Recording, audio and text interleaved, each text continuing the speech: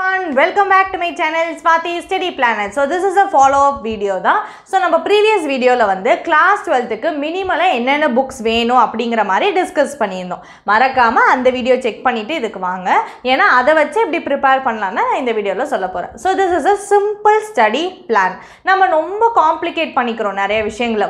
அதுல ஒரு விஷயம் பாத்தீங்கன்னா study plan தான். கரெக்ட் தானே?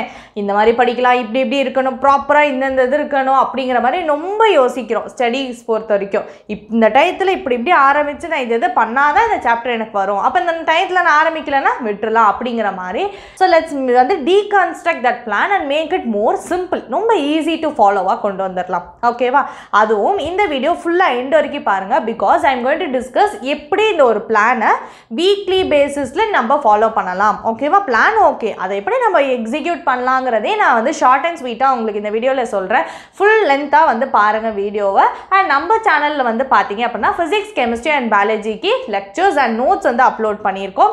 எல்லாத்தோட லிங்க்ஸும் டிஸ்கிரிப்ஷன் பாக்ஸில் கொடுத்துருக்கேன். நம்ம சேனலில் பிளேலிஸ்ட் செக்ஷன் போனீங்கன்னா உங்களுக்கு எல்லாமே வந்து தெரிய வரும். ஓகேவா? வீடியோ முடிஞ்சதுக்கப்புறம் அதையுமே செக் பண்ணி பாருங்கள். I hope those videos R useful to you.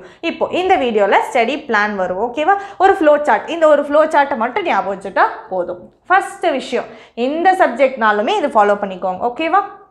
First படிக்கணும், லேர்ன் பண்ணிக்கணும், கற்றுக்கணும். எப்படி கற்றுக்கலாம் அப்படின்னா, ஒன்று நீங்கள் ஸ்கூல்லேருந்து கற்றுக்கலாம்.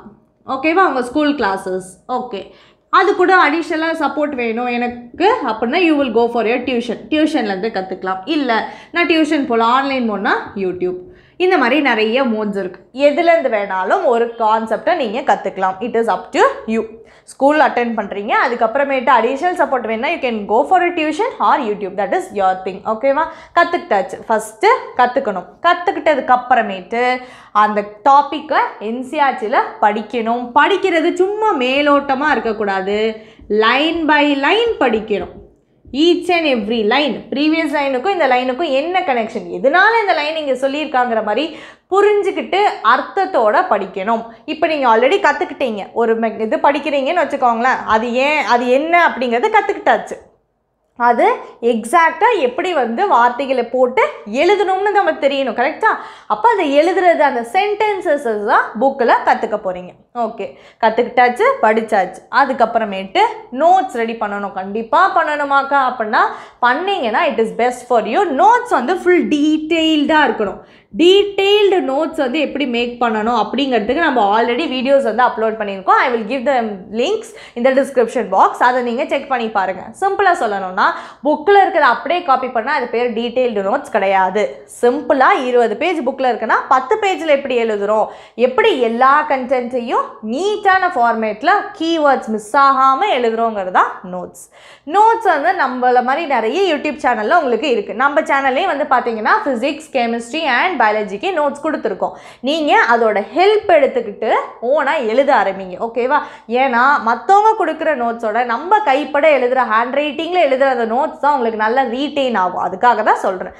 நம்ம நோட்ஸை பாருங்கள். இல்லை உங்களுக்கு எந்த யூடியூப் சேனல் பிடிச்சிருக்கோ அவங்களோட நோட்ஸ் எடுத்து வச்சுக்கோங்க. அதை பாருங்கள், பார்த்துட்டு அதை அப்படியே காப்பி பண்ணுங்கள். உங்களுக்கு அதில் ஏதாவது சேஞ்சஸ் பண்ணணும்னு தோணுது, இந்த சென்டென்ஸை இப்படி எழுதுனா எனக்கு நல்லா ஞாபகம் இருக்கும், இந்த கனெக்ஷனில் எழுதுனா எனக்கு புரியும், அவங்க சென்டென்ஸாக எழுதியிருக்காங்க, நான் ஃப்ளோ சார்ட்டாக எழுதிக்கிறேன், come on you can do it. புரியுதா? நோட்ஸாக கன்வெர்ட் பண்ணுங்கள். படித்த கான்செப்டை நோட்ஸாக மாற்றியாச்சு. நெக்ஸ்ட் ஸ்டெப், அதில் இருக்க book back or example or exercise whatever it is, solve it. ஓகேவா? பார்க்காதீங்க, you must solve. Okay, concept புரிஞ்சிச்சு, சம் புரிஞ்சிருச்சுன்னா எடுங்க, ரஃப் பேப்பர் எடுத்து போடுங்க. போட்டால் ப்ராக்டிஸ் பண்ணாதான் டவுட் வரும். டவுட் வந்தால் திருப்பி அதை படிப்பீங்க. நல்ல கான்செப்ட் மண்டைக்கு ஏறும், திருப்பி ப்ராக்டிஸ் பண்ணுவீங்க. மறுபடியும் அதே சைக்கிளில் போகும்போது it will B stored in your brain. ஓகேவா? ஒரு வாட்டி சும்மா பார்த்தீங்கன்னா ஓகே அப்படின்னு இருக்கும், ஆனால் போட சொன்னால் வராது நம்மளுக்கு. ப்ராக்டிஸ் பண்ணுங்கள். அடுத்து அந்த டாப்பிக்கான ப்ரீவியஸ் இயரை மறுபடியும் சால்வ் தான் பண்ணணும், பார்க்கக்கூடாது. தியரியாக இருந்துச்சுன்னா சொல்லி பாருங்கள். ஏன் இந்த சென்டென்ஸை நான் மாற்றி இப்படி எழுதக்கூடாதா, இந்த நோட்ஸில் எப்படி இருக்குது, கரெக்டு தான், புக்கில் எப்படி இருக்குது, அந்த கொஷனுக்கு நான் ஆன்சர் இப்படி எழுதுவேன் அப்படிங்கிறது கரெக்டாக இருக்கான்னு ஜஸ்ட் வெரிஃபை பண்ணிவிட்டு ஆன்சர்ஸை வந்து சொல்லி பாருங்கள். தியரியாக இருந்தால் சம்மோ டெரிவேஷனோ வந்துச்சுன்னா போட்டு பாருங்கள். நெக்ஸ்ட்டு மறுபடியும் படிக்கணும். இப்போ புதுசாக கொஞ்சம் இன்புட் கிடச்சிருக்கும். கான்செப்ட் சொல்லி கொடுத்துருப்பாங்க. என்சிஆர்டி படித்தோடனே அதில் ஒரு 4 பாயிண்ட் எக்ஸ்ட்ரா கிடச்சிருக்கும். நோட்ஸ் வந்து எழுதுகிறப்போ நீங்கள் வந்து ஏதாவது நம்மள மாதிரி யூடியூப் சேனல்ஸோட நோட்ஸ் ரெஃபர் பண்ணுறப்ப இன்னும் கொஞ்சம் கான்செப்ட்ஸ் கிடச்சிருக்கும், ஆட் பண்ணியிருப்பீங்க. புக் பேக் சால்வ் பண்ணுறப்போ இந்த நோட்ஸில் வந்து ஏதாவது ஃபார்முலாஸ் ஆட் பண்ணலான்னு தோணும். கரெக்டு தானே? எக்ஸசைஸ் போடும் போது தான் இந்த ஃபார்முலாவை இப்படியும் போடலாம்ங்கிற மாதிரி உங்களுக்கு ஹிண்ட் கிடைக்கும். அதை நோட்ஸில் சேர்ப்பீங்க. ப்ரீவியஸ் இயர் போடுறப்ப இன்னும் நிறைய கான்செப்ட்ஸ் கற்றுக்குவீங்க.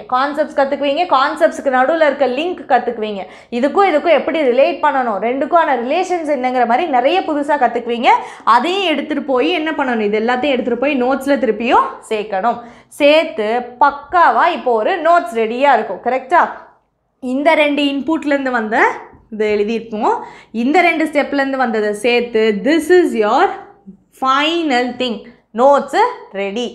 இந்த நோட்ஸை தான் இதுக்கப்புறம் என்ன எக்ஸாம் வந்தாலும் படிக்கணும். இதை நல்லா ஞாபகம் வச்சுக்கோங்க. எல்லா ஸ்டூடெண்ட்ஸும் பண்ணுற மிஸ்டேக் இது தான். இந்த எக்ஸாமுக்கு ஒரு நோட்ஸ்லேருந்து படிப்பாங்க, நெக்ஸ்ட் எக்ஸாமுக்கு ஃப்ரெண்டுகிட்டேருந்து வாங்கி படிப்பாங்க, நெக்ஸ்ட் எக்ஸாம் மோட்டிவேட் ஆகிட்டு யூடியூப்லேருந்து யாராவது நோட்ஸ் ஜெராக்ஸ் எடுத்து படிப்பாங்க. அந்த மாதிரி மாற்றி படிக்கிறப்போ உங்களுக்கு கான்செப்ட் பில்ட் ஆகாது.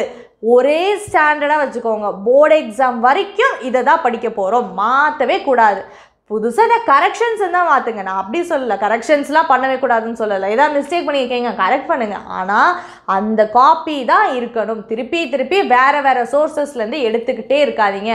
புக்ஸ் வாங்குறேன், அதில் நோட்ஸ் இருந்துச்சு, இதில் நோட்ஸ் இருந்துச்சுன்னு வந்து மாற்றிக்கிட்டே இருக்கக்கூடாது. ஒரு notes that should be till your board exam. ஓகேவா? அந்த மாதிரி ஒரு நோட்ஸை படிப்படியாக ரெடி பண்ணிட்டே வரணும். அட் தி எண்ட் உட்காந்து ரெடி பண்ணலாம், அட் தி எண்ட் உட்காந்து படிக்கலாம் அப்படின்னா ரொம்ப கஷ்டமாக இருக்கும். அதுக்காக தான் இந்த ஒரு சிம்பிள் பிளான். ஓகேவா? படித்தாச்சு. இப்போது ரீட்னா என்ன பண்ணணும், நோட்ஸ் ரெடி பண்ணி வச்சுருக்கோமா, அந்த நோட்ஸை படிக்கணும். ஓகேவா? லாஸ்ட் ஸ்டெப்பாக இது ஒரு போனஸ் ஸ்டெப் தான், ரிவிஷன் நோட்ஸ் ப்ரிப்பேர் பண்ணுங்கள். It will be better. இது கண்டிப்பாக பண்ணணும் அப்படின்னு நான் சொல்லுவேன். But still it is better if you do it. இது வரைக்கும் பண்ணிட்டீங்கன்னா you're good to go. But revision notes எதுக்குன்னா 10 பேஜ் இருக்கும் ஒரு சாப்டர், அதில் இருக்க இம்பார்ட்டன்ட் ஃபார்முலாஸ் மட்டும். இப்போ ஃபிசிக்ஸ்லாம் எடுத்துக்கிட்டிங்கன்னா how can you prepare a revision நோட்ஸ்னால் ஃபார்முலாஸ் மட்டும் எழுதுங்க ஒரு சாப்டர். அதுக்கு பின்னாடி பக்கத்தில் டெரிவேஷன்ஸ் மட்டும் குட்டியாக எழுதி வச்சுக்கோங்க. காலமாக A4 ஷீட்டை டிவைட் பண்ணி ஒரு 2 சாப்டரில் ஒரு 2 பேஜஸில் கம்ப்ளீட்டாக வந்து உங்களுக்கு சாப்டர் கவர் ஆயிடுச்சுன்னா எக்ஸாமுக்கு முன்னாடி நாள் படிக்க ஈஸியாக இருக்கும். எக்ஸாமுக்கு முன்னாடி ராத்திரி நீங்கள் 10 பேஜே திருப்பி ரிவைஸ் பண்ணுறது கஷ்டம், 2 பக்கத்தை ரிவைஸ் பண்ணுறது ஈஸி. கரெக்டு தானே? 2ஓட 10 கஷ்டம். அப்போது இந்த 2 பேஜஸில் சுருக்கி எழுதி வச்சுட்டிங்கன்னா நெக்ஸ்ட்டு வரக்கூடிய எக்ஸாம்ஸ், இப்போதைக்கு வந்து யூனிட் டெஸ்ட் வச்சுட்டு இருப்பாங்க, ப்ராப்ளம் இல்லை. ஹாஃப் இயர்லி, குவார்ட்டர்லி நிறைய சாப்டர் சேர்த்து வைக்கிறப்போ ரிவிஷன் நோட்ஸ் இருந்துச்சுன்னா பெட்டராக இருக்கும். நம்ம சேனல்லே பார்த்தீங்கன்னா ஃபிசிக்ஸுக்கும் வந்து எப்படி நம்ம ஃபார்முலாஸ் அண்ட் வந்து கிராஃப்ஸ், டெரிவேஷன் ஷீட்ஸ்லாம் எழுதணும் அண்ட் வந்து அதுக்கான வந்து பழைய கிராஃப் ஷீட்ஸ், டெரிவேஷன் ஷீட்ஸ் எல்லாமே நம்ம வந்து அப்லோட் பண்ணியிருக்கோம். அதையே கூட நீங்கள் ரெஃபரன்ஸுக்கு எடுத்துக்கலாம். எல்லாமே நம்மளோட ஃபிசிக்ஸ் நோட்ஸ் பிளேலிஸ்ட் அந்த மாதிரி ஒரு சப்ஜெக்ட் பிளேலிஸ்ட் இருக்கும், அதில் போயிட்டு you can check it out. ஓகேவா? This is your simple plan. திருப்பி கோ த்ரூ பண்ணலாமா? வீக்லி பிளானோட இப்போது வீக் 1 ஆரம்பிக்குது. இப்போ தான் இன்றைக்கி வீடியோ பார்க்குறீங்க, இந்த வீக்லேருந்து ஆரம்பிப்போம். இந்த வீக் டியூஸ்டே ஆரம்பித்தாலும் சரி, தேர்ஸ்டே ஆரம்பித்தாலும் சரி, இப்போலேருந்து ஆரம்பிங்க. மண்டே வரணும்னு வெயிட் பண்ணக்கூடாது. ஓகேவா? ஃபர்ஸ்ட் திங், இந்த வாரம் ஏதாவது சொல்லி கொடுத்துருப்பாங்களா, என்ன பண்ணுறோம், அதை வந்து கற்றுக்கிட்டாச்சு. என்ன வேணாலும் இருக்கலாம், என்ன சப்ஜெக்ட் வேணாலும் இருக்கலாம், கற்றுக்கிட்டீங்களான்னு ஃபஸ்ட்டு பார்த்துக்கோங்க. ஸ்கூலில் சொல்லி கொடுத்தாங்கல்ல, எனக்கு அதில் டவுட் இருக்குது, டியூஷன் ஆர் யூடியூப் ஏதோ ஒரு மீடியமில் கற்றுக்கோங்க. கற்றுக்கிட்டு NCERT ஆஃப் அந்த டாப்பிக்கை படிங்க. படித்தோடனே நோட்ஸை எழுத ஆரம்பிங்க. ஃபுல் சாப்டருக்கு ஒரே நாளில் எழுதணும் இல்லை, ஒரு டாபிக் தான் இன்றைக்கி ஸ்கூலில் சொல்லி கொடுத்தாங்க, டியூஷனில் சொல்லி கொடுத்தாங்க, ஒரு யூடியூப்பில் பார்த்தேன்னா அந்த ஒரு டாப்பிக்கை NCERTயில் படிங்க. அந்த ஒரு டாப்பிக்கு நோட்ஸ் எழுதி முடிச்சுட்டு அதுலேருந்து ஏதாவது புக் பேக் கொஷின்ஸ் லிங்க் ஆகிருக்கா, எக்ஸாம்பிள் லிங்க் ஆகிருக்கானா உடனே அன்றைக்கே சால்வ் பண்ணுங்கள். ப்ரீவியஸ் இயர் புக்கை திறந்தீங்கன்னா டாபிக் வைஸ் அழகாக கொடுத்துருப்பாங்க. அந்தந்த டாபிக் அதை தான் அன்றைக்கே முடிச்சிருங்க. முடிச்சதுக்கு அப்புறமேட்டு அன்றைக்கி படித்து முடிச்சிடணும். This is your weekly plan. ஓகேவா? ரொம்ப சிம்பிளாக இப்போ சொல்லுவோன்னா, இந்த வீக் ஃபுல்லாக இது வந்து நான் 2 ஆப்ஷன் தரேன். எல்லாருக்குமே ஒரே ஆப்ஷன் சாட்டிஸ்ஃபை ஆகுது. 2 ஆப்ஷன் தரேன். ஃபர்ஸ்ட் ஒன், எனக்கு வந்து வீக்லி டெய்லி வந்து வீக் டே சொல்கிறேன். டெய்லி வந்து எனக்கு ராத்திரி வந்து நான் ஸ்கூல் முடிச்சு டியூஷன் போயிட்டு வர்றது, ஹோம்ஒர்க் முடிக்கவே சரியாக போகுது, எனக்கு படிக்க நேரம் இல்லைங்கிற ஸ்டூடெண்ட்ஸுக்கு ஆப்ஷன் நம்பர் 1 நான் என்ன சொல்கிறேன்னா, வீக்கெண்டுக்கு வாங்க. சண்டே ஸ்கூல் லீவ் தானே, அப்போ சாட்டர்டே ஈவினிங் நம்மளுக்கு வேறு எதுவும் வேலை இருக்காது தானே. Saturday and Sunday full day இருக்குது. Sunday is not a rest day, Sunday is a study day இனிமேல். ஓகேவா? 12th Sunday will become a study day. கொஞ்சம் ஹார்ட் ஒர்க் பண்ணி தான் ஆகணும். ஓகேவா? ஸ்டார்டிங்கில் கஷ்டமாக இருக்கும், போக போக உங்களுக்கே அதோட பெனிஃபிட்ஸ் தெரியும். நல்ல ஸ்கூலில் ரிசல்ட் வந்தால் நம்மளுக்கு ஹாப்பியாக தானே இருப்போம். கரெக்டாக? ஸோ சாட்டர்டேஸ் அண்ட் சண்டேஸ் என்ன பண்ணுங்கன்னா அந்த வீக்கில் 5 days ஆர் சாட்டர்டே ஸ்கூல் இருக்கலாம், அந்த 5 to 6 days என்னென்னலாம் சொல்லி கொடுத்தாங்களோ, ஃபர்ஸ்ட் ஒரு சப்ஜெக்ட் எடுத்துக்கோங்க, என்னென்னலாம் சொல்லி கொடுத்தாங்களோ அதை இந்த ஸ்டெப் வைஸ் ஃபாலோ பண்ணுங்க. அடுத்த சப்ஜெக்ட் போங்க, ஸ்டெப்ஸ் ஃபாலோ பண்ணுங்க. புரியுதா? ஃபர்ஸ்ட் வந்து ஃபிசிக்ஸ், கெமிஸ்ட்ரி அண்ட் மேக்ஸை முடிச்சிருங்க. பயாலஜி அண்ட் இங்கிலீஷ் வந்து நீங்கள் எவ்ரி கண்டினியூஸ் வீக் நீங்கள் பார்க்கணும்னு இல்லை. ஒரு வீக் பயாலஜி பாருங்கள், அடுத்த வீக் வந்து இங்கிலீஷ், அதே மாதிரி மறுபடியும் பயாலஜி இங்கிலீஷ், அப்படி போகலாம். ஆல்டர்னேட் வீக்ஸ் நம்ம போய்க்கலாம். ஓகேவா? ஏன்னா அதில் வந்து நீங்கள் இவ்வளோவே நம்ம ஃபாலோ பண்ணணும்னு கிடையாது. கரெக்டாக? அதில் வந்து நம்மளுக்கு புக் பேக் கிடையாது, ப்ரீவியஸ் இயர் கிடையாது, ஜஸ்ட் கொஸ்டின் பேக் தான். அதனால அதுக்கு நீங்கள் ஆல்டர்னேட் பண்ணிக்கலாம். ஓகேவா? பட் அந்த 3 சப்ஜெக்ட்ஸ் இருக்குல்ல, ஃபிசிக்ஸ், கெமிஸ்ட்ரி அண்ட் மேக்ஸ், தொடர்ந்து every week Saturday and Sunday time allot பண்ணிக்கோங்க. அந்த வாரம் என்ன நடத்துனாங்களோ அதை அப்போவே வந்து இந்த ஸ்டெப்ஸை கம்ப்ளீட் பண்ணிடுறோம். ஃபுல்லாக அந்த வாரத்தில் ஒரு சாப்டர் நடத்த மாட்டாங்க. கரெக்டாக? ஒரு 5 டாபிக் 6 டாபிக் தான் நடத்தியிருப்பாங்க. அப்போது அந்த 5-6 டாப்பிக்கு இந்த ஸ்டெப்ஸை ஃபாலோ பண்ணி நோட்ஸ் எழுதி வச்சு ரெடி பண்ணிடுங்க. அடுத்த வாரம் மீதி கம்ப்ளீட் பண்ணுவாங்களா? நீங்களும் கம்ப்ளீட் பண்ணிடலாம். ஸ்கூலில் போகிற ஸ்பீட்லேயே நீங்களும் போக ஆரம்பிங்க. ரொம்ப ஸ்கூலில் வேகமாக முடிக்கிறாங்க, ஒரு வாரத்துக்கு 2 சாப்டர் நான் எப்படிக்கா படிக்கிறதுனா, okay let's break it down. 2 chapter முடிச்சிருக்காங்க இந்த வாரம், ஒரு சாப்டர் எடுத்துக்கோங்களேன். அந்த ஒரு சாப்டரில் சண்டே டைம் அலாட் பண்ணுங்க. இந்த டயத்தில் நான் இவ்வளோ முடிக்கிறேன், இந்த சண்டே நான் இவ்வளோ முடிக்கிறேன்னா கன்சிஸ்டண்ட்டாக ஃபாலோ பண்ணிங்கன்னா, ஓகேவா? இது ரொம்ப இம்பார்ட்டன்ட் பாயிண்ட். கன்சிஸ்டண்ட்டாக ஒரே எஃபர்ட் போட்டிங்கன்னா யூ கேன் சக்சீட். ஒரு வாரம் பக்கா பிளான் உட்காரோம் போடுறோம் அப்படின்னு சொல்லிட்டு ஒரு வீக்கெண்ட் போட்டுட்டு அடுத்த வீக்கெண்ட் வந்து போன வீக்கெண்ட் நான் வந்து படிச்சிட்டல, இப்போ நான் என்ஜாய் பண்ணுறேன், அடுத்த வீக்கெண்ட் படிச்சுக்கலாம் அப்படிங்கிற மாதிரி இன்கன்சிஸ்டண்ட்டாக இருந்தீங்கன்னா யூ கேனாட்.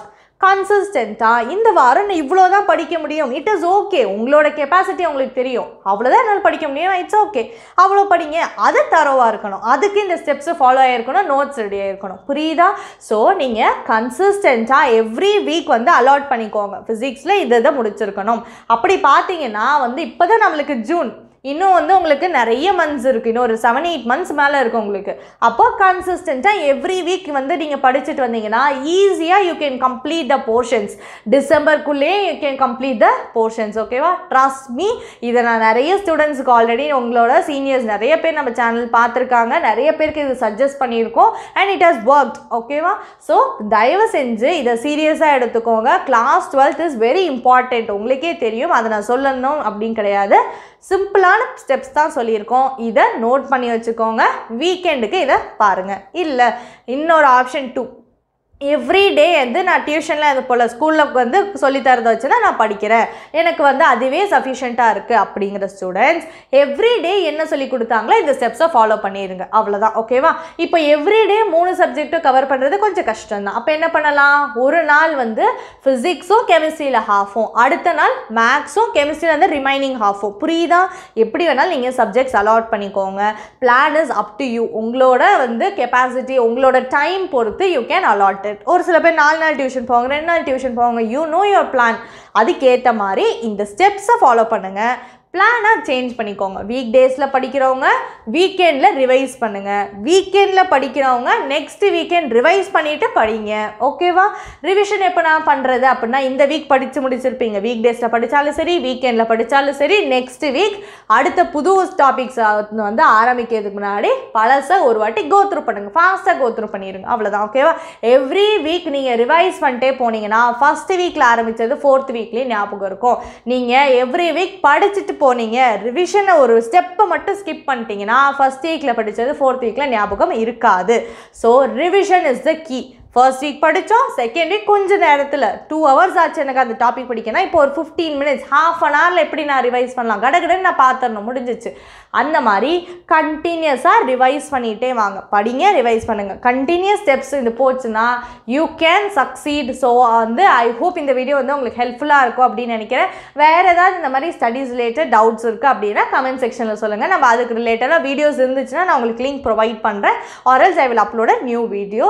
ஸோ நான் வந்து உங்களை நெக்ஸ்ட் இருக்கக்கூடிய வீடியோஸில் பார்க்குறேன். Still and stay tune. By.